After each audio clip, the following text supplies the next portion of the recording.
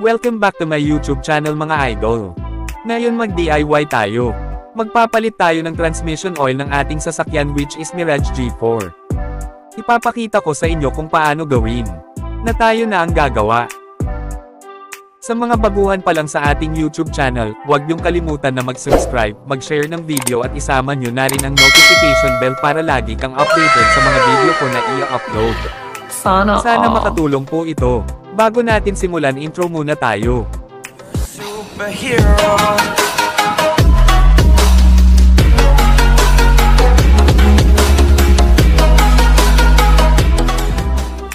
Ipapakita ko muna ang loob ng hood ng sasakyan. Dito rin nakalagay ang radiator, AC compressor and condenser. By the way, the engine of our car is a manual transmission.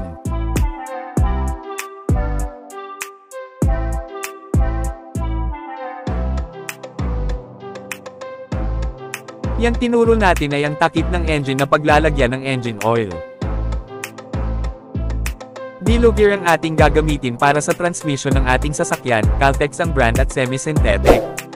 Mayroon din tayong 24mm socket wrench.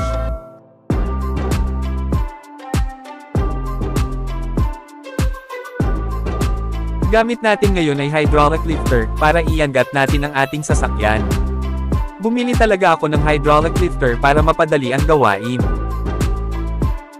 Napansin ninyo mga idol sa aking handle ng hydraulic hindi pa soak lahat. Kasi may UP po ang paglalagyan kaya hirap ibomba. Pwede rin gamitin natin yung manual lifter na bigay sa company para panigurado na safe tayo.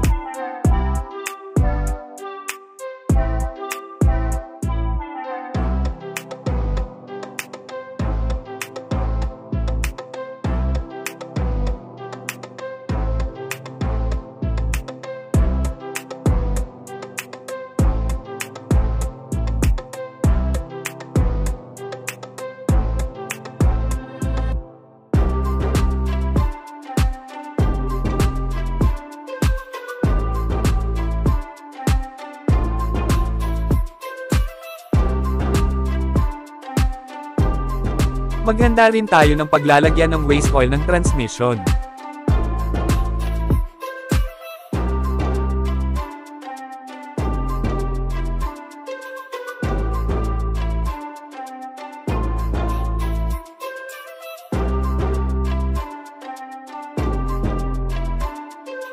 Yang tinuro ko, yan po ang drain nut na ating tatanggalin.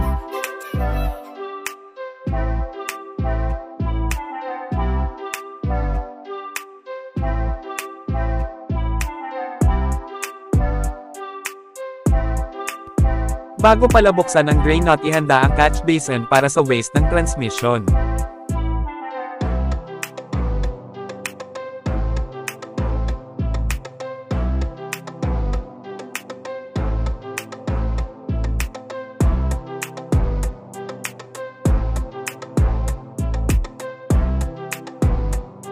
Buksan na natin ngayon ang drain nut ng transmission para simulan na ang pag-drain ng waste dito.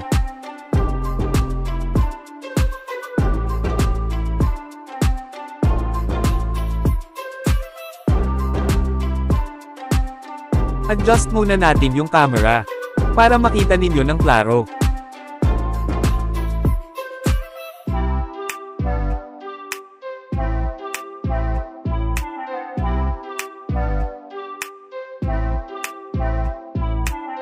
Ayan, tatanggalin na natin ang drain nut at hintayin lang natin hanggang maubos ang laman. Bago ko makalimutan, 3 liters pala ang ilagay natin sa transmission.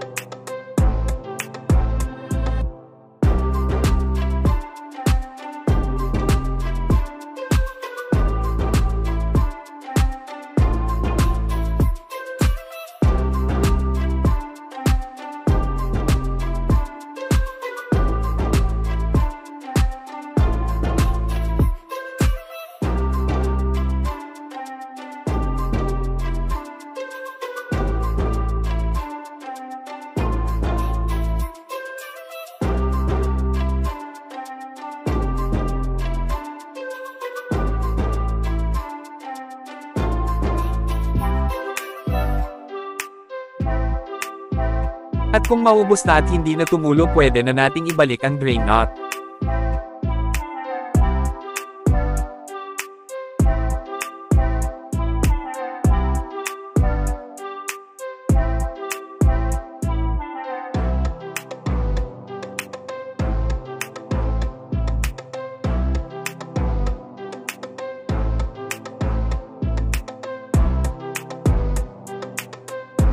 Size ng drain nut natin is 24. So you need is 24 socket wrench.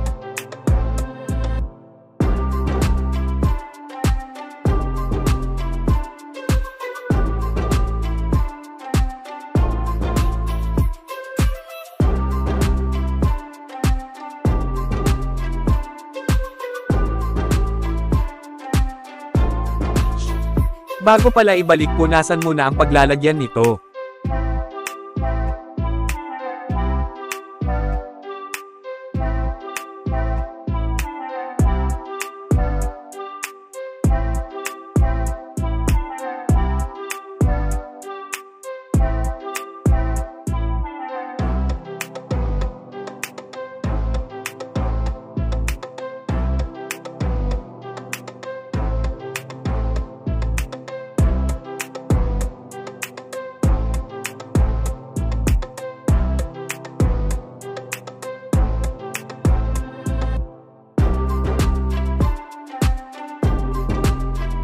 At higpitan ng maigi. Ang pagtanggal pala ng drain nut is counterclockwise.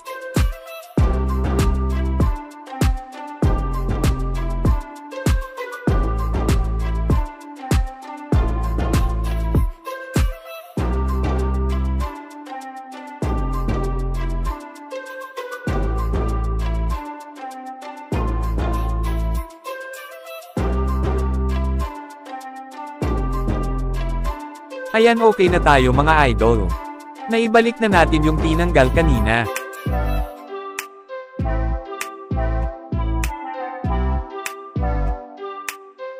Ang kasunod nating tatanggalin ay yung nut ng transmission na ating paglalagyan ng gear oil na makita natin sa likod ng radiator.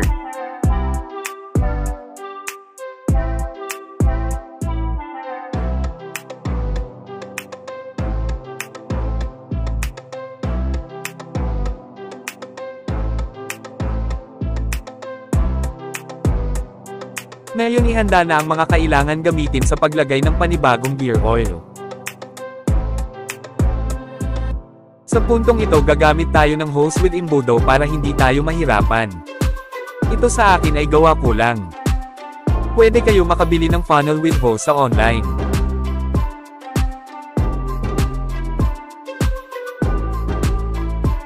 Ang paglagay nito ay yung dulo ng hose ay ilagay mismo sa opening ng filler plug. Sa paglagay mismo ng gear oil ay hindi maiwasan na may tumulo. So we need na pansalo ng langis sa ilalim.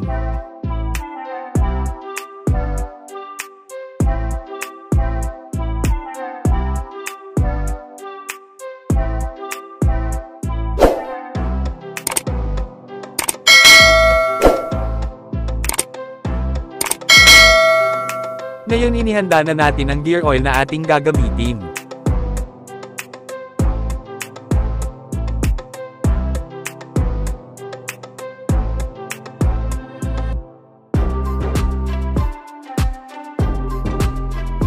Yan na po yung forma ng ating DIY na hose at embudo.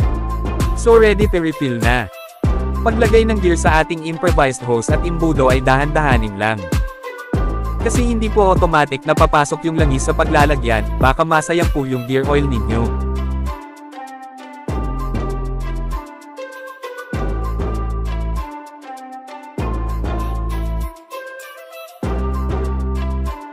Yan lang ang paglagay natin. Sa nakita ninyo, medyo mataas po yung hose natin. Kaya kailangan na iangat pa yung hose. Pwede naman natin ito putulin yung hose. Nasukat lang sa taas na komportable kayo.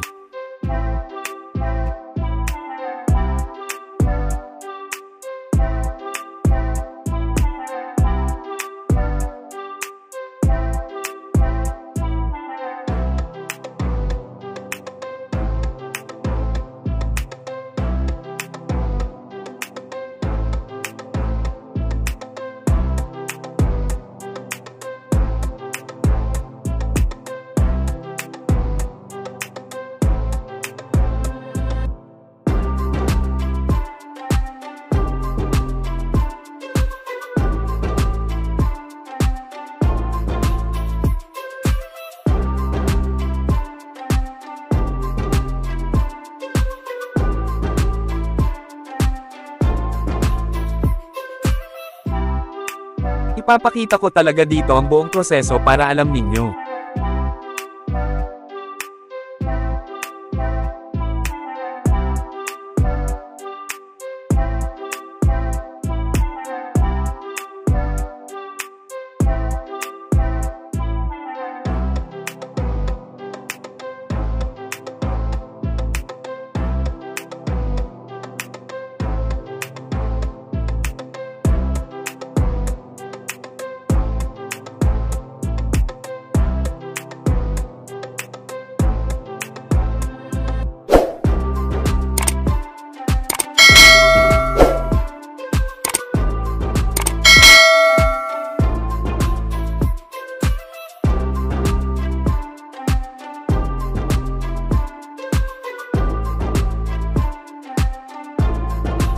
Lagi lang titingnan yung host baka matanggal.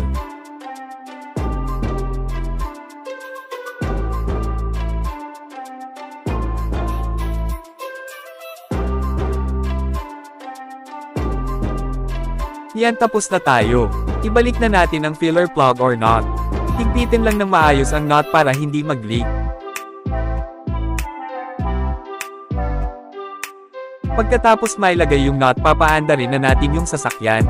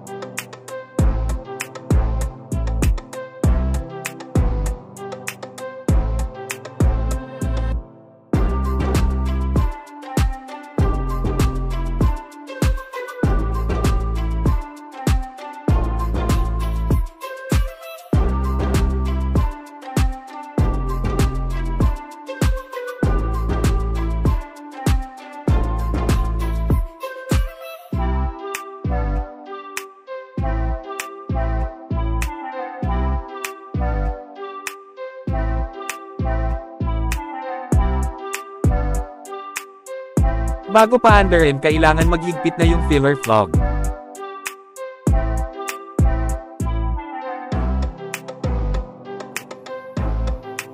Okay. Yan na. Sundarin natin mga rubber cuts. Ang sasakyan.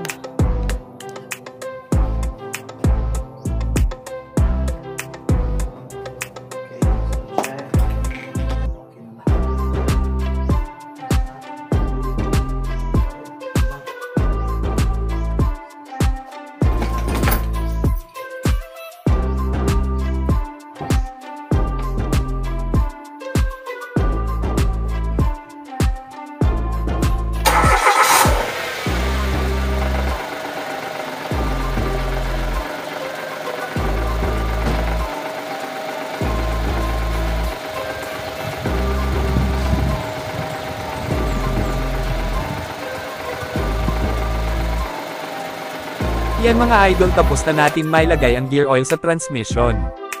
Ganun lang ang proseso ng pagpalit ng transmission oil. Sana meron kayong natutunan mga idol. Hanggang dito na lang. This is your host, Teacher Said, now signing off. Thank you and God bless.